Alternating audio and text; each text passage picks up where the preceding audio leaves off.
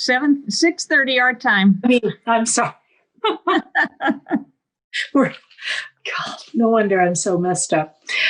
Okay, we're at 8:30, and this is the Murray City Municipal Council meeting for September 15th, 2020. And we'll start out with a message that I will read, that we're reading before each of our meetings. And it says, this meeting will occur electronically without an anchor location in accordance with Utah Code 52-4-2074. Due to infectious disease COVID-19 novel coronavirus, the council chair has determined that conducting a meeting with an anchor location presents substantial risk to the health and safety of those who may be present at the anchor location because physical distancing measures may be difficult to maintain in the Murray City Council chambers. The public may view the meeting via the live stream at www.murraycitylive.com. That's www.murraycitylive.com, or on Facebook at facebook.com/MurrayCityUtah/ Citizen comments or public hearing comments may be submitted by sending an email in advance or during the meeting to city.council@murray.utah.gov. So that's email at city.council@murray.utah.gov. Comments are limited to less than 3 minutes. Include your name and contact information, and they will be read on the record. And we do have one public hearing, and we have citizen comments. So let's get started. I'd like to welcome everyone. Let's see. I am not Council Member Dominguez. I'm Council Member Diane Turner. Council Member Dominguez has been excused, and all other council members are present. So we'll start with the Pledge of Allegiance, and I've asked Council Member Dale Cox, and he has said that he would do our pledge. So, Bill? Yeah, thank you for the honor. I pledge allegiance to the flag of the United States of America and to the republic for which it stands, one nation, under God, indivisible, with liberty and justice for all. Thank you, Dale. I really appreciate that. Okay, we'll continue on. And our first business item is approval of minutes, and we have 2 sets of minutes from council meeting on August 25th, 2020, council meeting on September 1st, 2020. And I would, if there are no changes or questions or concerns about them, I will take a motion, and I will also take them together. Council? I'll move that we approve the minutes from August 25th, 2020 and September 1st, 2020. Council minutes, sorry. I'll second. Thank you. All right. Jennifer, would you please take the roll? Mr. Hells? Aye. Ms. Martinez? Aye. Mr. Cox? Aye. Ms. Turner? Aye. Thank you, Jennifer. The motion passes. Okay, now we're going to citizen comments. Again, the email for citizen comments is city.council@murray.utah.gov. Comments are limited to less than 3 minutes. Include your name and contact information, and they will be read into the record. Jan, do we have citizen comments? Yes, we actually have more citizen comments than we've had in quite a while. I have 13 total comments. I'll begin reading through them, and Patty's going to help me out when we get to some of the longer ones. This first one is from Julianne Poltaneo, and she says, our people who reside in Utah live in a very high-risk area for strong earthquakes. Installing nuclear reactors in southern Idaho or anywhere in the Wasatch area is too dangerous for our people. Please vote against the nuclear power plant idea. The second is from Tom Winkle, and he lives on Kenwood Drive, and he is not in favor of the city's involvement in the UAMPS NuScale nuclear project. I have not seen any numbers, but I would guess another big expense for Murray, Utopia Fiber Network, is not in the black. Same thing could happen to the above project.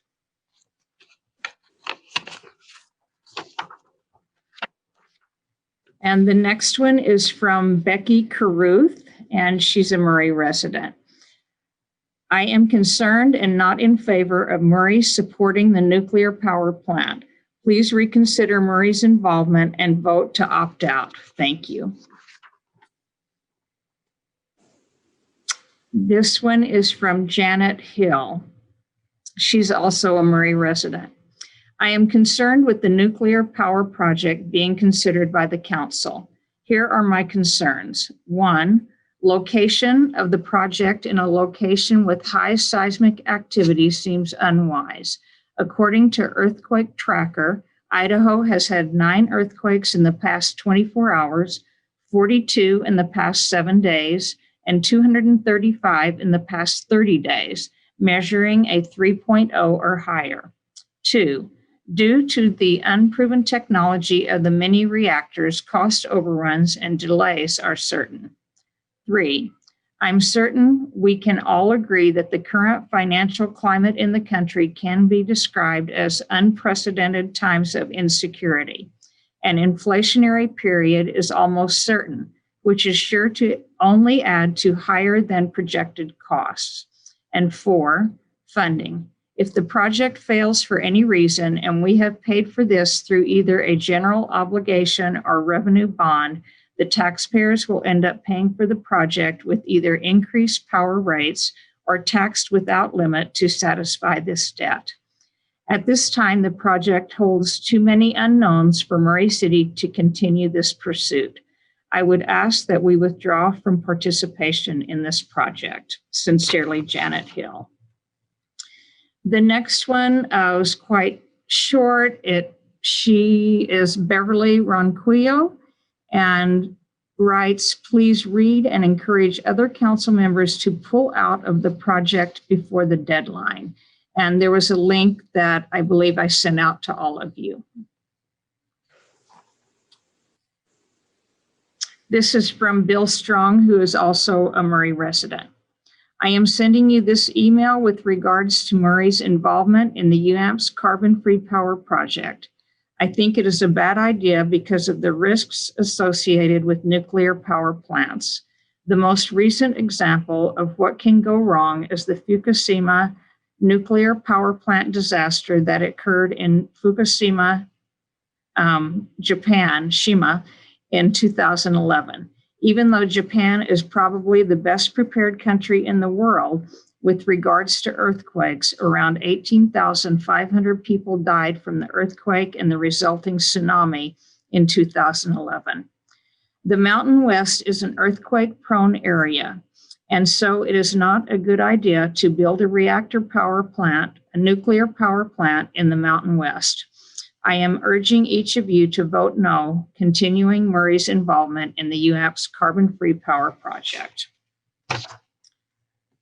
This next one is from Lex Scott, and she says, good morning. It is my understanding that we are having some problems in Murray, specifically with the mayor's office. Black Lives Matter Utah has had our offices in Murray for 3 years. We have brick and mortar offices there. One of the members of Black Lives Matter Utah wrote the words Black Lives Matter on her wall. She was then threatened and harassed by police and code enforcement. I am hoping that since that time, the police department and code enforcement has had a chance to read the Constitution of the United States and that they have truly soaked in the meaning of freedom of speech. Because if they haven't, we are happy to have our lawyers let them know what those words mean. We are here to enforce those words. It is also my understanding that multiple people have approached the mayor about having a diversity and inclusion board. It is my understanding that the mayor has pushed back against this. Welcome to 2020. Welcome to a world where you no longer get to ignore racial issues. You do not get to be racially insensitive and then utter the words, "My best friend is Black," as a way to excuse racial insensitivity. You do not get to say, "I don't see color," which is offensive and dismissive. We need you to see our color. We need you to appreciate our culture. We need you to understand that racism is still alive and well, and Black and brown people in your communities exist and must be protected by city leaders, school administrations, and police departments. I'm not going to sugarcoat this for you. We need for the mayor to receive diversity training and to listen to people when they call for diversity and inclusion. We do not require a response back. Just know this: if the mayor refuses to protect Black and brown citizens, then we will have our election committee canvass against the mayor in the next election. If this mayor chooses to ignore the needs for inclusivity, then we can protest this mayor peacefully to let him know that your silence can lead to loud chants for justice. And when the citizens of Murray, Utah call out for help because they are targeted because of their freedom of speech, we can easily sue the people who perpetrate this racism. Stop ignoring racism because you do not experience it. Stop ignoring Black and brown people. Stop pretending that you can allow racism to flourish. Welcome to 2020. Black Lives Matter came here to end racism in Utah, and we are successfully doing so. Thanks. And I've asked Patty to read the next one. Okay, this is from Nathan Jensen. He writes, "Dear Murray City Council, I am submitting this email from public comment. I reside on Par 3 Lane in District 3, represented by Rosalba Dominguez. I have been working with my Murray City Council person concerning a serious and dangerous situation. With the help of Rosalba, the following meeting was set up with Jeff Rowley and Steve Young. Jeff Rowley with Salt Lake County Risk Management and Steve Young with McRae Golf Course met me at the property and the golf course property hole number 7 short side to discuss ideas and resolution for protection and safety of our homes and properties. Jeff Rowley had several ideas that were presented to Steve Young and myself. Could a net be installed? Could trees be planted along the fence line? Could the tee box be moved or redirected? Steve Young made the comment that all of the ideas were possible, but they all have costs associated and questions on how to fund the changes. In past conversation with Rosalba, I was taken back by comments made that Murray City Code and developers were not required to install proper fencing or netting to protect the residents and their homes. If this statement is true, perhaps Murray City should change the way the code reads to protect the people that development affects.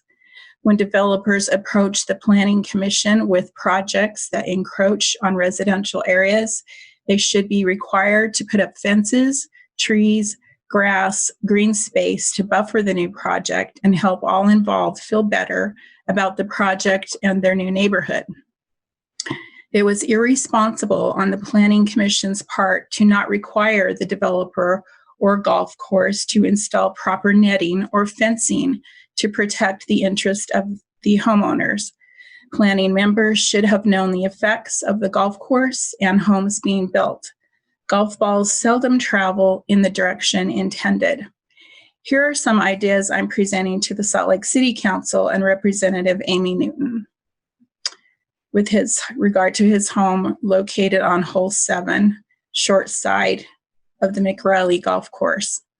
On the short side of McRae Golf Course, the yardage sign for hole number 7 shows 180 yards from white tee box and 170 yards from the red tee box. For most men, depending on skill level, that would require a 7 or 8 iron club, and most women are using a driver to propel the ball from the tee box to the green. Very few golfers hit the ball straight off the tee box towards the green. They either hook or slice the ball, meaning that the ball goes left or right. The velocity of the ball once hit with the club is very powerful and can be very damaging. With that being said, here are some ideas. Relocate or rotate the tee box to the west of its location. Relocate or move the green to the west of its location. These two ideas would help change the angle in which the ball is directed.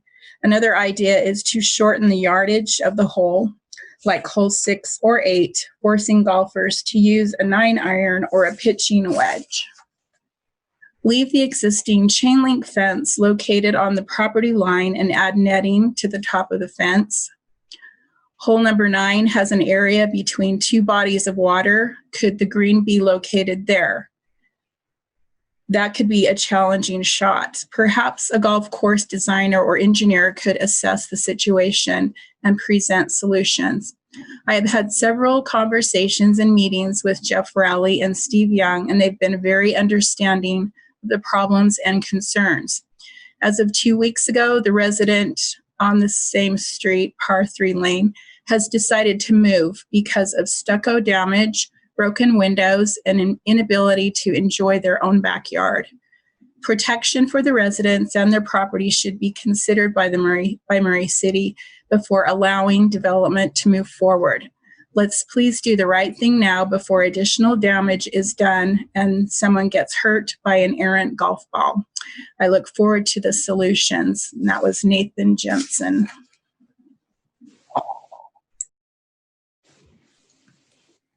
The remaining citizen comments are all related to the NeighborWorks subdivision development on Tripp Lane. The first one that I have actually included a map, so I'm going to share my screen. Can you see that? This? Yes. Okay. It's not on mine. So. Yeah. Okay, I am writing to express my concern and opposition to the NeighborWorks Tripp Lane subdivision behind Riverview Junior High School. And this, by the way, is from Susan Meyer. To condemn someone's property to complete this development. While I am quite happy this property is being developed because it is essentially a junkyard, there should not be a road connecting Tripp Lane to Willow Grove Lane. Connecting these roads will divert too much traffic from 700 West, causing safety issues. For your reference, I've included maps of the Riverview Junior High School boundary showing my assumption on the current traffic pattern and what the new pattern will be when this road is built. While I'm not a traffic planner, it seems like extremely poor planning to create a road that will divert traffic from a larger street onto smaller streets. 700 West is a large street designed to handle a lot of vehicles. Willow Grove Lane is not.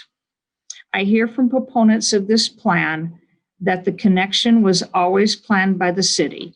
But if that was the case, then they did not design Willow Grove Lane correctly.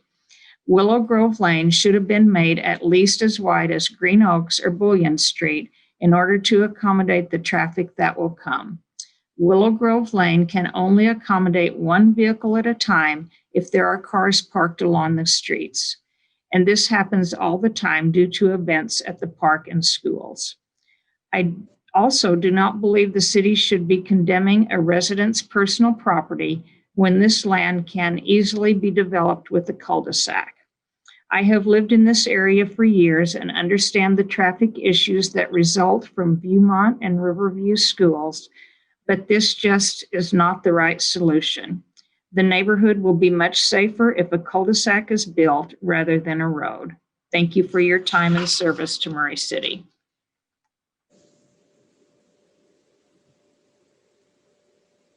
Okay, Patty? Okay. This is from Jessica Lucero.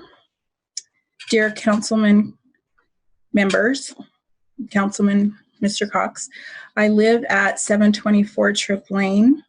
I understand you and the City Council will be considering eminent domain at a further date regarding the NeighborWorks Salt Lake construction project that will bring 10 additional homes to Tripp Lane. I urge you to vote for using eminent domain regarding the project. I prefer a safe street that expands access to additional homes being built by NeighborWorks construction. And for me, safety means having more than one point of access. In my mind, a cul-de-sac is a semicircular street with a few homes, 3 to 5, around it. It doesn't invoke an image of 10 homes with one point of entry or exit. Safety should be the number one concern. To keep residents in your district safe, we need to have traffic flow through to Willow Grove. While I can understand the point of view wanting to have a closed-off street, I believe the Planning Commission, when they shared that Willow Grove was never designed to be a cul-de-sac. In fact, it is a road that cuts off because development ended there. Willow Grove was designed to be a through street, and so it should be. There is additional housing now being built on the road, should now go through and should also hook to Tripp Lane. Emergency vehicles, when needed, should have multiple points of entry and exit to reach the new and surrounding communities. Those who live in this area should also have multiple points of entry and exit. For the safety of not only my 2 children who live and play on Tripp Lane, and of all those who live, work, learn, and play at Riverview Junior High and Viewmont Elementary, please do insist on the through street, either by persuading the owner to sell their small parcel of land or allow for that, or for the forcible sale through eminent domain. Thank you, Jessica Miller. And this next one is from Jason Roberts. I'm writing to you in regards to the Tripp Lane subdivision being developed by NeighborWorks behind Riverview Junior High School. Throughout the years, Murray City has made numerous planning errors in regards to this neighborhood. I feel strongly that building a connecting road between Tripp Lane and Willow Grove Lane will be another one of these errors. I would like to share some history about this development and the Green Oaks neighborhood, which will hopefully assist in your decision-making. Murray City never planned for Willow Grove Lane to connect to Tripp Lane. In the July 16, 2020 Murray Planning Commission meeting, Commission members and Jared Hall mentioned several times that Murray City must have intended for this connection, or they would not have approved the stub at the end of Willow Grove Lane. Had they reviewed the May 2004 Planning Commission documentation for this development, and that was the Murray Oaks Phase 4, they would have realized this was not true. When Willow Grove Lane was built, the plan for the property now owned by NeighborWorks was to add a cul-de-sac from the stub road and build 5 additional homes. In addition, back in 2004, there was no option to connect Willow Grove Lane and Tripp Lane because there was a house at the north end of the property that would have prevented a connection. That house was not torn down until 2019 by NeighborWorks. This is also why only 5 homes were originally planned versus the 10 that NeighborWorks can build. Because Murray City did not intend Willow Grove Lane to connect, it was built at a width to support only a cul-de-sac. NeighborWorks has requested to limit parking on their intended connection, but this is simply a Band-Aid and does not solve the error in this design. This road, along with Green Oaks, will be overwhelmed by traffic commuting to Riverview and Viewmont schools from throughout Murray. This error in design, if approved, will add to the numerous errors made by the Green Oaks neighborhood. Green Oaks Drive, originally ended at the corner of Normandy Oaks Circle. When Murray City proposed extending Green Oaks to Riverside Drive, residents were strongly opposed. They believed it would turn into a commuter street used as another route to get to Redwood Road. Murray City proceeded to connect the road, but residents were right and the traffic came. When city officials later agreed that resident traffic concerns were valid, they approved and built several concrete islands just off 5900 South to serve as traffic calming devices. These islands were Band-Aids, not really solving the problem. And the traffic continued. At this time, the city estimated there were approximately 2,600 commuter trips per day passing through Green Oaks. Years later, residents filed a petition with Murray City in regards to the continued traffic problems. In response, the city added rubberized speed bumps along Green Oaks Drive and a stop sign. However, the fire department didn't like the speed bumps and they eventually wore out and were removed. The traffic continued. In 2004, Murray City approved the Murray Oaks subdivision, which included Willow Grove Lane. Residents requested a barrier on the stub road so vehicles could not drive from the ballpark and Riverview Junior High onto Willow Grove Lane. This was approved and the developer built a fence across the stub to be removed only when the cul-de-sac was added. Another stop sign was also added between Green Oaks and Willow Grove Lane, which was done due to a traffic study requested by the residents. That study, included in the May 2004 Planning Commission packet, assumed there would only be 21 homes coming from Willow Grove Lane, Cherry Oak Circle, 16 homes from Murray Oaks Development, plus 5 from the future cul-de-sac on land now owned by NeighborWorks. This intersection was not designed to handle another connecting street. I travel down this road every day from my home and have witnessed multiple accidents and consistently see drivers ignoring the stop sign. Hopefully, you can see that this area has had a history of planning errors and a history of Murray City trying to correct these errors with Band-Aid solutions. Please don't create another planning error by connecting Willow Grove Lane and Tripp Lane. This road will push even more commuter traffic onto Green Oaks, and Willow Grove Lane isn't designed to accommodate this type of traffic pattern. Please do not condemn the Livingston's property for this development. Patty? Okay. This is from Steve Fidel. Dear Murray City Council members, I am aware that a developer's proposal to make Willow Grove Lane connect with Tripp Lane has been hotly contested and that a previous configuration for the proposed development had the street end in a cul-de-sac. Safety around Riverview Junior High has been a divisive topic among my neighbors, and safety concerns are where I would like the council's consideration. In my 20 years living about 100 yards away from the proposed development, I believe connecting Willow Grove to Tripp Lane would do nothing to alleviate current traffic congestion around Riverview Junior High along Tripp Lane, but would create a new safety hazard for pedestrians going to and from both Riverview and Viewmont Elementary. Opening the very narrow Willow Grove Lane to through traffic would put both elementary and junior high students in competition with cars and trucks at a crunch point approaching both schools. The proposed housing development is also adjacent to softball fields that have their own traffic impact and parking challenges. Riverview's drop-off lot having its entrance and exit on Tripp Lane is also complication. While it isn't While it isn't developer NeighborWorks' responsibility to plan for the softball fields or school property, now is the time to look at traffic and safety impacts on the area generally before the City Council considers a final development proposal for new home construction on Willow Grove Lane. Objective 1 of Murray's Transportation System's overall goal document is to, quote, provide safe and efficient movement of traffic on city streets while maintaining the integrity of the neighborhoods, end quote.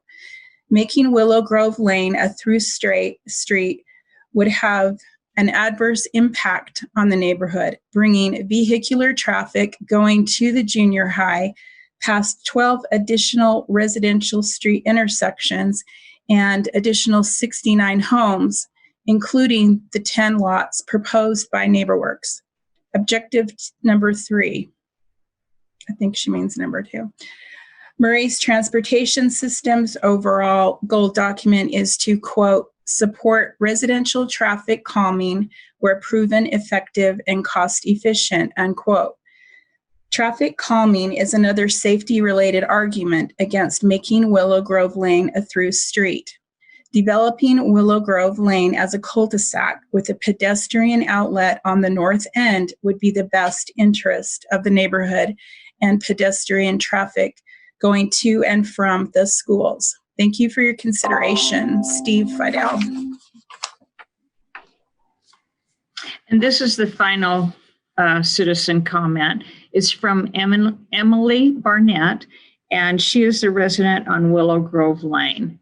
Dear Murray City Council, I am writing you today as a neighbor directly affected by the NeighborWorks plan to connect Tripp Lane to Willow Grove Lane. For many years, my street has hosted a neighborhood walkway for the children living in surrounding neighborhoods. Children have used the walkway to access Riverview Junior High and Beaumont Elementary away from the traffic of 700 West and Green Oaks Drive for the last 15 years. We've been happy to have this safe walking option through our neighborhood. My own children have enjoyed a quick route to and from the school. As a working parent, it's a relief to know my children are safe traveling home on their own from school. While very happy for homes to go into this field, I am deeply concerned about the traffic it draws away from the larger streets in the area and puts on my small street. There are several other safety concerns for your consideration. First, a teacher at Beaumont Elementary stopped counting when she reached 100 Riverview Junior High students one day who crossed the street heading northbound at the corner of Tripp Lane and 800 West. This location will see the heaviest amount of new traffic on Tripp Lane, as it also provides a new route for drivers to Beaumont Elementary School, many of whom currently use the wider Bullion Street. Second, adding another route for drivers alongside the safest walking route for children no longer makes this route as safe. Promoting drivers' convenience and additional pollution along with safety hazards seems to be the opposite of what this area needs. And when the walking route is no longer safe, parents will start driving students to school, which increases traffic. Walkability is an important issue as well as highly desired for a school. Third, there has been concern for safety vehicle access for our street and the softball fields. There are currently 2 streets that lead to the softball fields, Tripp Lane and 800 West.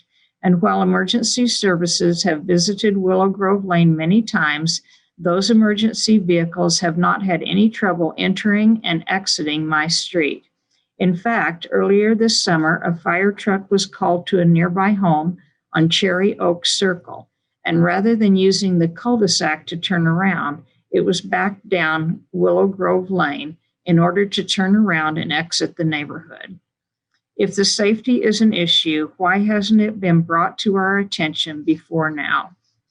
Fourth, this plan will overwhelm my peaceful neighborhood and the future subdivision with traffic by moving school traffic off high volume roads. Willow Grove Lane would see an increase of 200 to 300% in traffic along the safest walking route for children in this area. This will lower the value of my property and do nothing to help alleviate the issues on Tripp Lane, as there is still only one access point to each school lot. In contrast, creating desirable neighborhoods attracts families and children. These families will help fill our schools with students. Students are the heart of our schools. Please consider these points from a concerned parent and homeowner. A cul-de-sac plan is a much better solution for this area. Thank you for your time and devotion to making Murray a wonderful place to call home. Diane, that concludes the citizen comments. Great. Thank you, Jan. We appreciate that. Take a breath.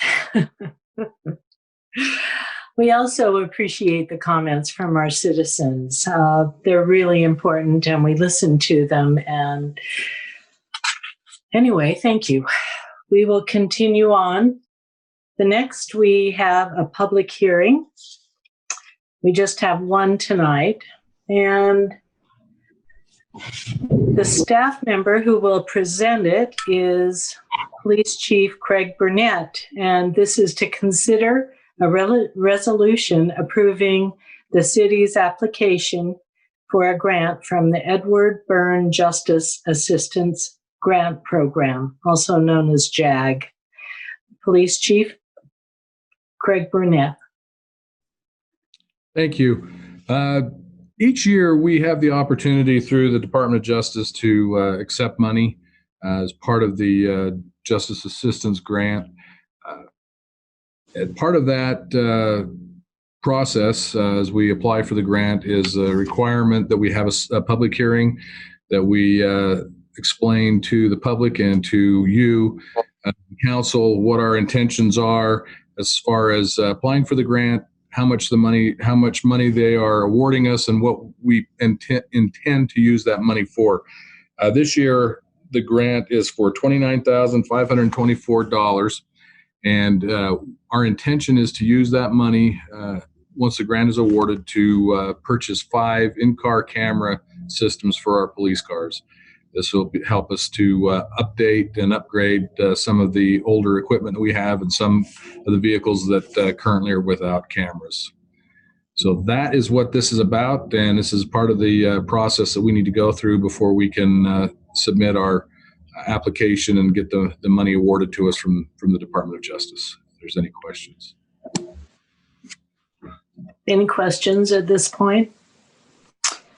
Okay, since this is a public hearing, I will open it for public comment. Jan, did we have any public comments on this issue? I have not received any, no. Thank you. All right, I will close the public hearing and send it to the council for questions or a motion at this point. Could I have a motion? I'll make a motion that we approve a resolution approving the city's application for a grant from the Edward Byrne Justice Assistance Grant Program. Thank you, Councilmember Hales. Is there a second? I'll second. Great. Thank you. Is there a discussion on the motion? Hearing none. Jennifer, would you call the roll, please? Mr. Hills, Aye. Ms. Martinez, Aye. Mr. Cox, Aye. Ms. Turner. Aye. Okay, the motion passes. Thank you so much, Chief. Thank you. All right, next on our agenda is new business. The first of the new business is to consider an ordinance amending sections 12.28.030 and 12.28.040 of the Murray City Municipal Code relating to golf course fees. Kim Sorensen. Thank you, Council and Mayor. So we talked about this in the COW meeting 2 weeks ago. We were asking to consider amending the ordinance that regulates fees charged at the golf course. I won't go over that again as we talked about it 2 weeks ago. I will remind you that the Parks and Recreation Advisory Board has given it a positive recommendation, and I'm happy to answer any questions if there are any. Are there any questions at this point for Kim? Will you Okay. just remind us how long it's been since the last time there was a raise in rates? I don't know the exact date, but it's been over 5 years. It's been a long time. Thank It you. has been a while. Okay. Thank you, Kat. Any other questions? Okay, then I'll take a motion. I'll move that we approve an ordinance amending the sections 12.28.030 and 12.28.040 of the Murray City Municipal Code related to golf course fees. Is there a second? I'll second. Thank you, Dale. And is there discussion on this motion? Hearing none, we'll go to roll call. Jennifer? Mr. Hels, Aye. Ms. Martinez, Aye. Mr. Cox, Aye. Ms. Turner. Aye. Thank you. All right. The next one is to consider a resolution of the Murray City Municipal Council approving and authorizing the execution of an interlocal cooperation agreement with Salt Lake County and the town of Alta, town of Brighton, Bluffdale City, Copperton Metro Township, Cottonwood Heights City, Draper City, Emigration Canyon Metro Township, Harriman City, Holiday City, Kearns Metro Township, Magna Metro Township, Midvale City Corporation, City of Mill Creek, Murray City Corporation, Riverton City, City of South Salt Lake, and White City Metro Township relating to the conduct of the Community Development Block Grant Program, Emergency Solutions Grant Program, and the Home Investment Partnership Program. GL Critchfield presenting. GL? Thank you. This, as you said, deals with the Community Development Block Grant Program. This is the program that is an entitlement program using federal funds that come directly to qualifying counties, cities to basically be used for low and moderate income persons, and specifically purposes to offer housing for these folks, the low and moderate income persons. Every 3 years, the county, who is the administrator of this program, has to recertify as an urban county. And to do that, they will reach out to all the cities and towns who are not themselves qualifying communities and into local agreements, like you have the one before you tonight. This is a 3-year agreement that will renew automatically for successive 3-year periods up to a 50-year period. If you choose to go this route, then your approving the resolution agreement would be reaffirming your participation in this. The agreement itself sets out that the county is the lead entity, that they are responsible to the federal government, and that they have ultimate supervisory and administrative control. County works with the cities to allocate the funds, and then once we are allocated funds as Murray City, we're responsible for those funds. We watch the project. We have to comply with all the federal laws and regulations.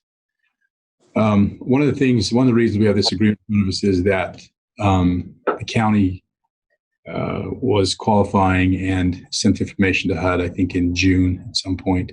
HUD asked for some adjustments to the agreement. One of those adjustments was that there are existing 3 interlocal agreements, and HUD asked that be consolidated into one agreement, this agreement that you see in front of you tonight. Also, they HUD required that we make it clear that the qualification is effective for 3 federal fiscal years, and that during that time, it's effective whether there's any population or boundary changes. And then also make clear that generally no additional areas will be allowed in during that 3-year qualification period. This, if you agree and you vote in favor of this, paperwork is due to the county as soon as possible so they can get it to HUD by Monday. And with that, I'm happy to answer any questions that you have.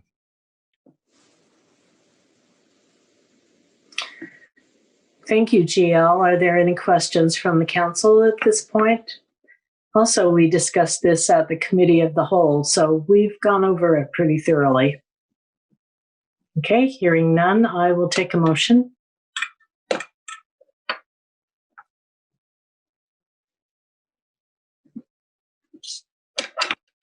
I'm cracking up because we're all hesitant on that huge I know. thing to. Kat, you have an idea. I'm looking in your eyes and I'm thinking, Kat knows how to do this without saying all that.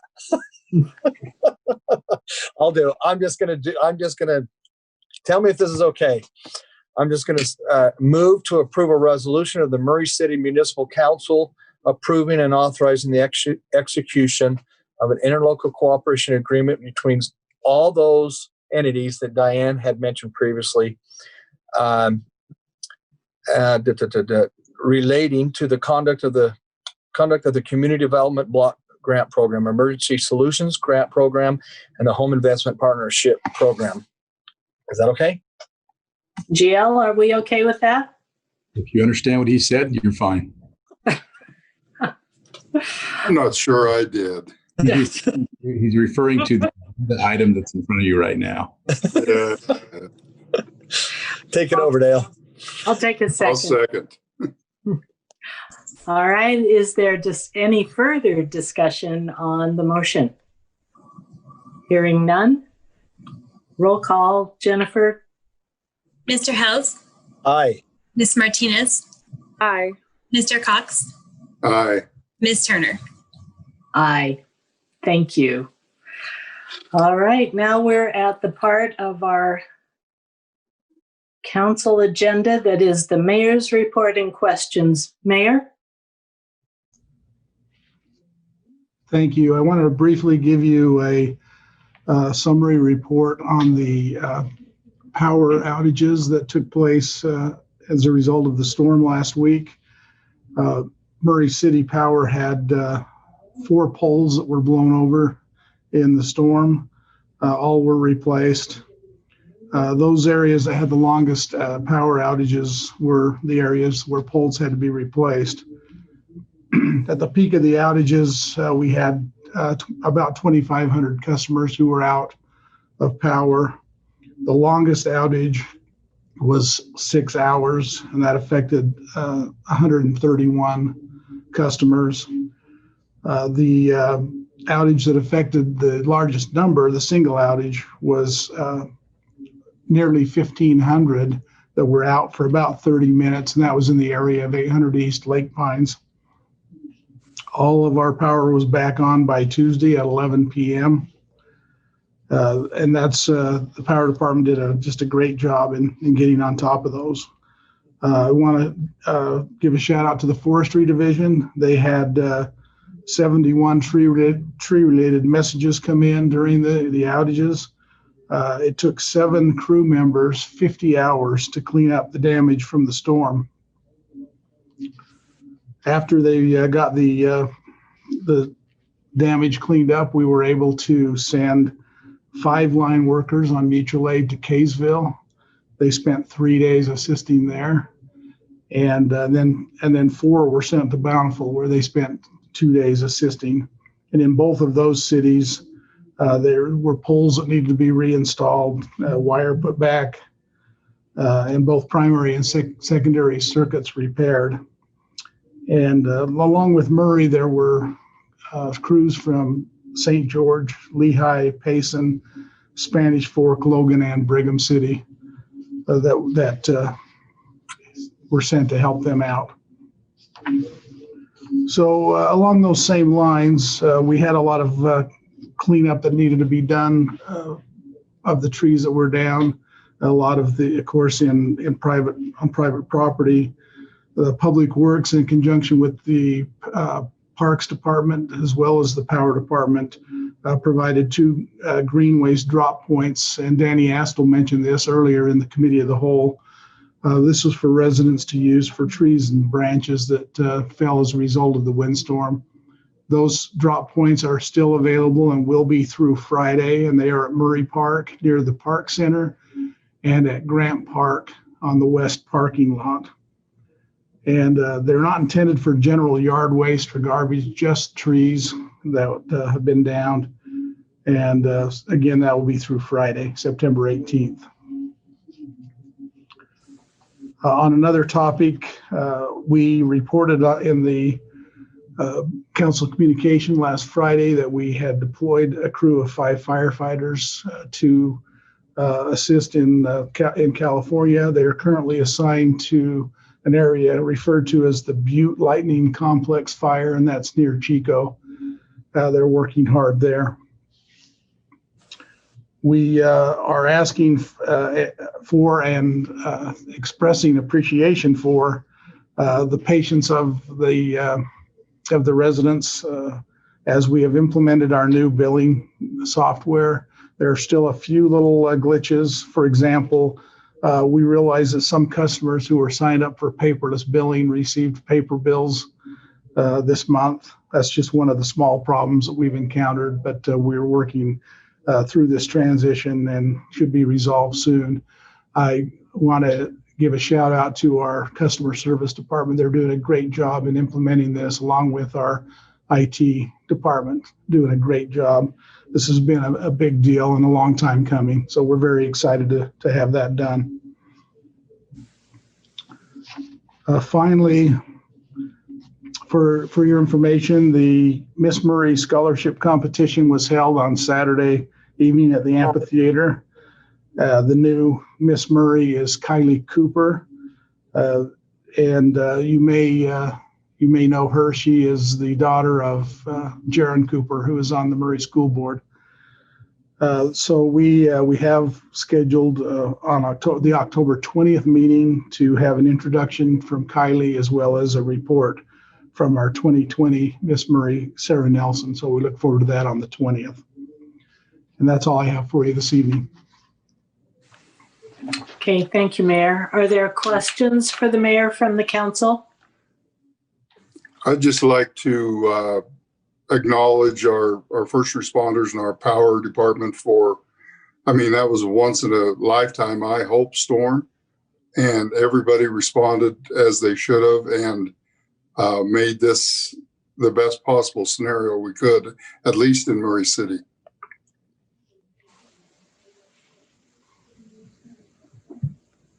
Any other questions or comments? All right. With that, we will be adjourned. Good night.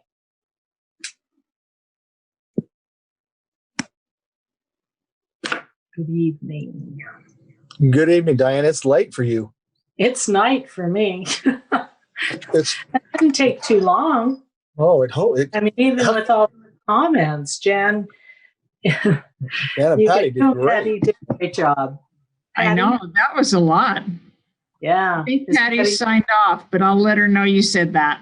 Yeah, tell her thanks. I didn't thank her publicly, but anyway. Okay. Thank you, guys. See you, Enjoy Diane. the rest of your evening. Bye. Diane says I'm Bye-bye. going to bed. See you, Diane. Bye-bye.